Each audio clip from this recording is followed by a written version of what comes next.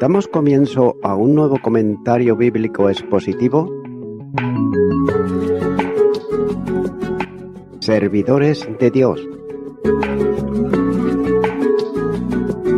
Quien te habla es Manuel Cornejo. En esta ocasión estaré compartiendo sobre el libro de Génesis, capítulo 26 y versículo 15, donde dice: Y todos los pozos que habían abierto los criados de Abraham, su padre, en sus días, los filisteos lo habían cegado y llenado de tierra. Nótese que dice todos los pozos. En Oriente, el cavar de un pozo es considerado un benefactor público, pero los filisteos, nótese que ellos detuvieron lo que Abraham había cavado, probablemente porque consideraban su posición de ellos, aunque confirmado por el pacto entre él y Abimelech. Génesis capítulo 21 y versículo 32 dice: Así hicieron pacto en Beerseba, y se levantó Abimelech y Ficol, príncipe de su ejército, y volvieron a tierra de los filisteos. Como una intrusión en sus derechos como pueblo del país, envidiosos también, ante el rápido aumento de las riquezas de un extranjero, determinaron ellos expulsar a Isaac, y para esto ningún recurso sería más eficaz que impedirle procurar agua para su ganado. Y después de esto note que vino una orden expresa de parte del rey de partir, la cual Isaac obedeció, porque se había refugiado allí a causa del hambre, y no tenía derecho a continuar en Gerar si el pueblo rehusaba su hospitalidad. Continuará con el versículo 16, donde dice: Entonces dijo Abimelech a Isaac: Apártate de nosotros, porque mucho más poderoso que nosotros te has hecho. Isaac, en este punto, él prosperó tanto que su poder comenzó a eclipsar incluso el de Abimelech y los filisteos, ya que sus rebaños y la riqueza de sus cultivos y también el crecimiento número de sus sirvientes se volvieron tan grande que la envidia de los filisteos ya molestó por la protección de Abimelech de él, y finalmente llegaron las represalias. Un suministro adecuado de agua era, por supuesto, absolutamente necesario para las operaciones de Isaac, y esto se obtuvo de los muchos pozos excavados por Abraham, su padre, en el país filisteo. Pero note que los filisteos ellos decidieron tapar todos los pozos y obligarlo a salir del país, ya que Abimelech él mismo pidió a Isaac que se fuera de su tierra, ya que se había vuelto más poderoso que su propia nación.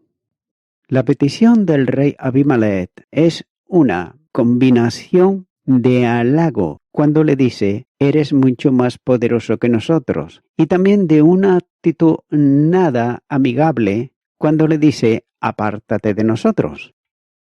Continúa ahora con el versículo 17, donde dice: E Isaac se fue de allí y acampó en el valle de Gerar y habitó allí. Nos dice que fue al valle de Gerar. La palabra Naal, traducida como valle, significa un desfiladero angosto a través del cual fluye un torrente de verano. En el lecho de estos arroyos generalmente se puede encontrar agua cuando se excava, e Isaac esperaba estar lo suficientemente lejos de la ciudad para que cesara la enemistad. Pero se equivocó, aunque parece que lo dejaron en paz durante un breve periodo. Continúa ahora con el versículo 18, donde dice: Y volvió a abrir Isaac los pozos de agua que había abierto en los días de Abraham su padre, y que los filisteos habían cegado después de la muerte de Abraham, y lo llamó por los nombres que su padre lo había llamado. Esos pozos fueron abiertos por los siervos de Abraham, y los filisteos se aprovecharon de la muerte de Abraham y cegaron los pozos. Por otro lado, Isaac, de manera práctica, reabrió los mismos pozos y de esa manera reclamaba que muchos pozos eran de su propiedad. Es claro que el agua es sumamente importante para la vida en el desierto, lo que se agrava así como Isaac, que posee un rebaño sumamente grande y además tiene un número muy importante de personas a su cargo. Es por eso que la recuperación de aquellos pozos, por lo tanto, era muy importante para Isaac. En aquellos tiempos también se acostumbraba a poner nombre a los pozos y el hecho de que Isaac los llamó por los nombres que su padre lo había llamado, esto era una manera de decir que el derecho de propiedad era indiscutible. Además, Isaac está demostrando su respeto hacia su padre a darle los mismos nombres de los pozos. Pero quizás Isaac también esperaba que el recuerdo de Abraham surtiese efecto en el comportamiento de los filisteos, como señala Génesis capítulo 21 y los versículos 23 al 33. Continúo ahora con los versículos 19 y 20, donde dice: Pero cuando los siervos de Isaac cavaron en el valle y hallaron allí un pozo de aguas vivas, los pastores de Gerar riñeron con los pastores de Isaac, diciendo: El agua es nuestra. Por eso llamó el nombre del pozo Esed, porque había altercado con él. El versículo 17 de este capítulo dice que Isaac se trasladó del valle de Gerar y habitó allí, tal vez pensando que así evitaría tener un altercado con los filisteos, pero nuevamente el tema de los pozos nuevamente vuelve a surgir. Y al parecer, debido al aumento de la población entre los que formaban parte de la comunidad de Isaac, los pozos mencionados en el versículo 19 eran pozos suplementarios y fueron cavados por los siervos de Isaac, algo a lo que los filisteos se oponían. La expresión pozo de aguas vivas está sugiriendo que era un pozo artesano muy apreciado en aquella región. Y el hallazgo motivó a los pastores de Gerar a una riña con los pastores de Isaac y a reclamar la propiedad de aquel pozo. Debido a esa riña, el pozo fue nombrado Esed, que significa contención. Continuará con los versículos 21 y 22, donde dice: Y abrieron otro pozo, y también riñeron sobre él, y llamó su nombre Sitna, y se apartó de allí, y abrió otro pozo, y no riñeron sobre él, y llamó su nombre Rehobot, y dijo: Porque ahora Jehová no has prosperado y fructificado en la tierra. El vocablo Sitna en el versículo 21 significa oposición o hostilidad. El uso de ese nombre probablemente se deba a que la disputa entre ambos bandos fue muy maliciosa que las ocurridas anteriormente. Pero note que Isaac mostró su espíritu pacifista apartándose del lugar donde había contienda y yéndose a otro sitio donde cavó otro pozo y le puso por nombre Rehobot, es decir, lugares amplios o espaciosos. En este nuevo lugar no hubo riñas. Isaac, con percepción espiritual, él reconoció que ese cambio se debió a la intervención de Jehová. Y es por eso que Isaac dijo: Ahora Jehová nos ha prosperado y fructificaremos en la tierra. Versículo 22.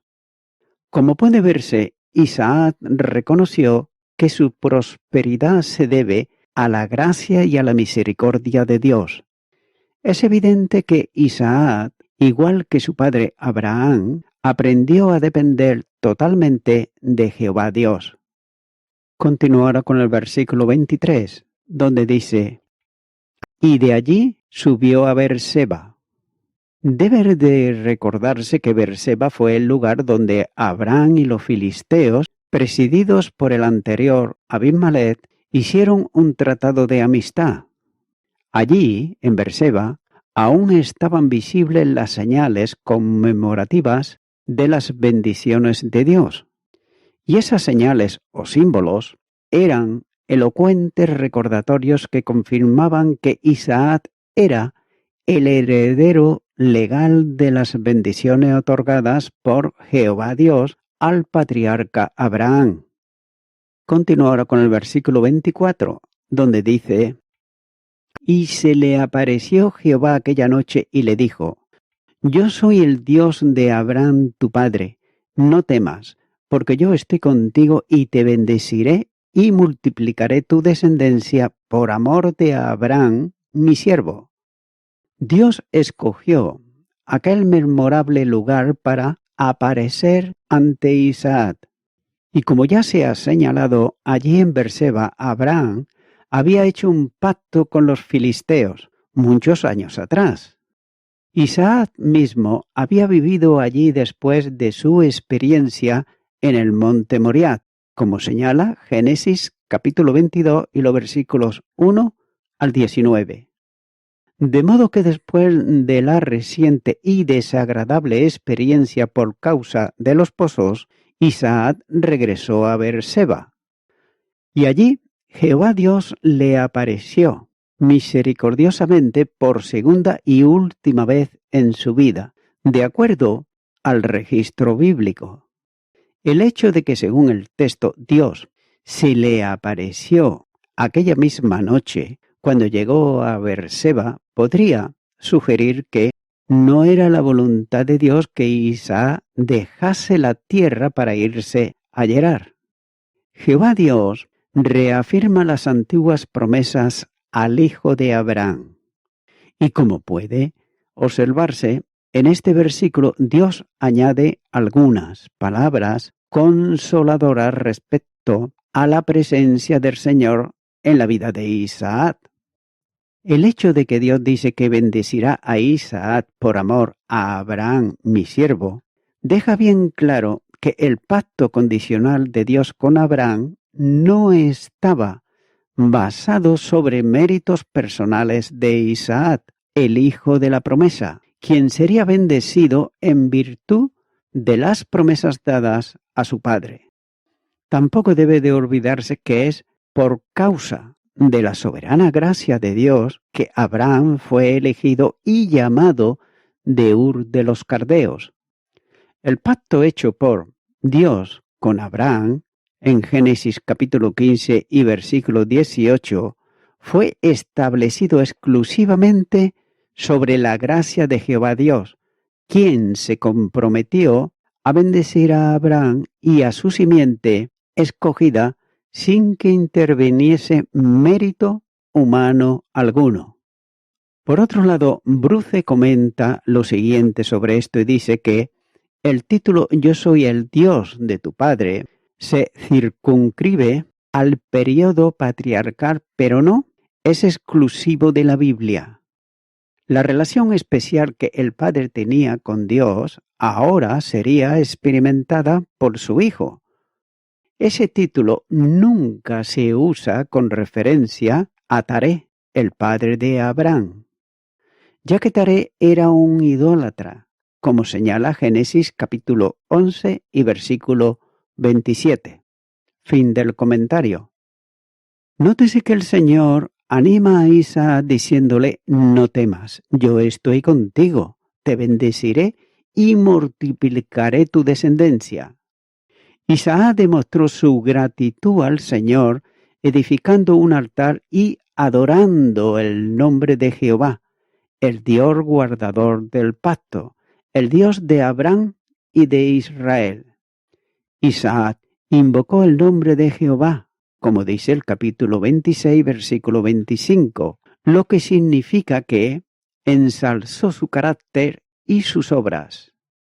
El hecho de la edificación del altar en sí habla de la necesidad de un sacrificio expiatorio, penal y sustitutorio para que los pecadores de pecados puedan ser redimidos. También debe de recordarse que no hay otra manera de acercarse a Dios aparte de un sacrificio sustitutorio. El autor de la epístola a los Hebreos nos dice: así que, hermanos, teniendo libertad para entrar en el lugar santísimo por la sangre de Jesucristo, por el camino nuevo y vivo que Él nos abrió a través del velo, esto es, de su carne, y teniendo un gran sacerdote sobre la casa de Dios, acerquémonos con corazón sincero, en plena certidumbre de fe, purificados los corazones de mala conciencia y lavados los cuerpos con agua pura. Hebreos capítulo 10, versículos 19 al 22. Continúo ahora con el versículo 25, donde dice: y edificó allí un altar e invocó el nombre de Jehová y plantó allí su tienda. Y abrieron allí los siervos de Isaac un pozo. Esto sugiere la idea de comunión con Dios y también la necesidad de redención que hay en el hombre. De modo que los altares edificados por los patriarcas eran importantes indicadores de la teología de la vida de aquellos destacados seguidores del Dios Trino, ya que reconocían la necesidad de acercarse a Dios y también la de un mediador. Continúo ahora con el versículo 26, donde dice: y Abimelech vino a él desde Gerar, y Ahuzat, amigo suyo, y Ficol, capitán de su ejército. Nos dice que Abimelech fue a él. Vemos aquí el regreso de Isaac a Beerseba fue un asunto de gran importancia también para Abimelech, ya que los filisteos eran ellos mismos una raza extranjera, y una alianza entre Isaac e Ismael y otros de la estirpe semítica podría terminar en su expulsión del país.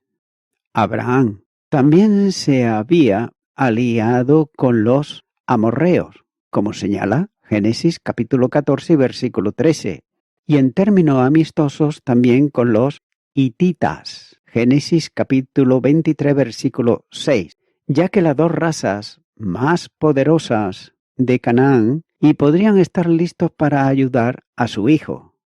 Cuando pues Isaac volvió sobre sus pasos, Abimelech, inseguro del propósito de Isaac, decidió ofrecer paz y amistad y además proponer la renovación del antiguo pacto que había existido entre Abraham y el pueblo de Gerar.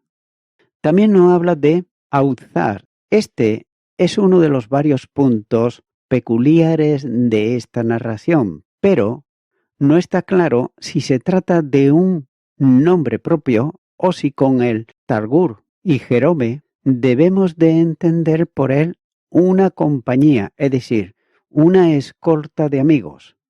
Si es un nombre propio, la traducción debe ser Ahuzat, es decir, su amigo, su confidente y consejero privado. Continúo ahora con el versículo 27, donde dice: y les dijo Isaac: ¿por qué venís a mí? Pues me habéis aborrecido y me echasteis de entre vosotros. Isaac está cuestionando con prudencia y cautela su sinceridad en esta visita. Nótese que para establecer amistades y correspondencia se necesita la sabiduría de la serpiente, así como la inocencia de la paloma. Ni en ninguna transgresión de la ley, de la mansedumbre y el amor, manifestar claramente nuestra fuerte percepción de las injurias recibidas, y al estar en guardia, al tratar con aquellos que han actuado injustamente. Continúo ahora con los versículos 28 y 29, donde dice: y ellos respondieron: hemos visto que Jehová está contigo, y dijimos: haya ahora juramento entre nosotros, entre tú y nosotros, y haremos pacto contigo. que no nos hagas mal, como nosotros no te hemos tocado, y como solamente te hemos hecho bien, y te enviamos en paz, tú eres ahora bendito de Jehová. Como ellos reconocen que Jehová Dios estaba con Isaac, Abimelech y sus acompañantes proponen a Isaac hacer un juramento. Y la naturaleza de ese juramento, vemos que el nombre sería Alá, aquí es un juramento de maldición. Es decir, un concepto inferior a este es sugerido en Seuat, puesto que en verdad el rey y su capitán pudieron ser totalmente inocentes de la disputa respecto a los pozos, y es que por eso presenta la más favorable declaración de su lado de la disputa y con cierta locuación diplomática se defienden diciendo que siempre evidenciaron un trato justo. Y Abimelech exhibe el mejor lustre posible en su defensa de su trato a Isaac. En un sentido, le recuerda que había ordenado que nadie tocase ni a Isaac ni a su mujer, como señala el versículo 11, bajo amenaza de pena de muerte. En ese sentido podía declarar que le había hecho bien y que lo había enviado en paz, como señala el versículo 29 del capítulo 26. Obsérvese que Isaac pone de manifiesto su humildad y su pasividad al rehusar discutir respecto a la declaración de Abimelech de que solo le ha hecho bien. Y esto hace recordar las palabras del apóstol Santiago, cuando dice: «Y el fruto de justicia se siembra en paz por aquellos que hacen la paz». Santiago capítulo 3, versículo 18. Isaac demostró ser un verdadero embajador de la paz. Y note que quizá la actitud de Isaac fue lo que llevó a Abimelech a decir: «Tú eres ahora bendito de Jehová». Esa declaración convalida la promesa de Jehová Dios a Isaac, como señala Génesis capítulo 26 y los versículos 3 y 4. Y voy concluyendo con esto. Después de su interrelación con Abraham, Abimelech y su pueblo se acercaron a Abraham y le reconocieron, diciendo: «Dios está contigo». Capítulo 21 y versículo 22. Procuraron hacer un pacto con él. De la misma manera, Abimelech acude ahora a Isaac reconociendo que Jehová está contigo y busca entrar en un pacto. Versículo 28. Isaac, como Abraham, es fuente de bendición para las naciones. Y también Isaac, como Abraham, confían en Dios y vive en paz. Amigo y amiga oyente, Abimelech y su pueblo se acercaron a Abraham y luego a Isaac porque ellos notaban que Dios estaba con Isaac. Y tanto Abimelech como el pueblo se acercaron a ellos no buscando a Dios. Tengamos esto siempre en cuenta. No buscaban a Dios, sino que buscaban sus bendiciones, es decir, tan solo buscaban lo material, pero no lo espiritual, es decir, depositar su fe en el Dios de Abraham y de Isaac. Amigo y amiga oyente, tal vez te pase a ti algo parecido como le sucedió a Abimelech, que se acercó a un creyente porque vio que Dios estaba con él. Tal vez tú te hayas acercado alguna vez a un creyente, a un cristiano, viendo que las bendiciones de Dios están en su vida. Pero tú ahora tienes la oportunidad, no tan solo como Abimelech, sino una oportunidad mucho mejor, que es la de aceptar a Jesucristo en tu corazón como tu único y suficiente Salvador.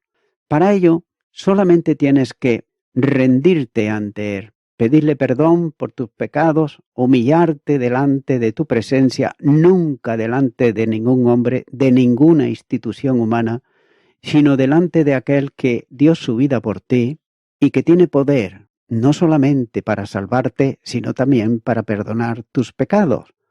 Por ello, yo te animo ahora, si nunca antes le has invitado a Jesucristo a que venga a tu vida, que ahora lo hagas, sin más demora. Voy a estar haciendo una oración. Si así lo sientes, ora conmigo y repite y di: Señor Jesucristo, vengo ante ti por esta oportunidad que tú me brindas.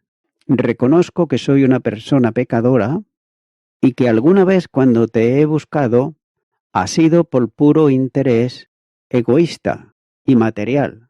Pero ahora deposito mi fe en Jesucristo, que es el autor y el consumador de la fe, creyendo que Él dio su vida en la cruz del Calvario por mí. Y es por eso que te pido perdón por todos mis pecados y me arrepiento de ellos, recibiéndote en este momento a ti, Señor Jesucristo, como mi Salvador. En tu nombre, amén.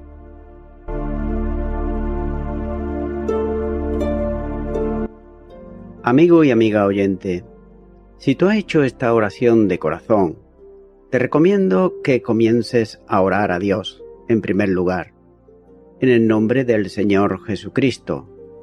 Orar a Dios no es rezar, sino que es hablar con una persona. También te recomiendo que leas la palabra de Dios y lo hagas a diario. Comienza, por ejemplo, con el Nuevo Testamento. Y también, por último, te recomiendo que para que puedas crecer espiritualmente, te congregues en una iglesia cristiano-evangélica, donde se predique, se enseñe y se practique la sana doctrina y la palabra de Dios. Congrégate ahí y con el tiempo podrás crecer espiritualmente y también servir al Señor Jesucristo. Que Dios te bendiga. Y a toda la audiencia, nuevamente ya me estoy despidiendo de todos ustedes y será hasta el próximo programa. Que Dios os bendiga a todos.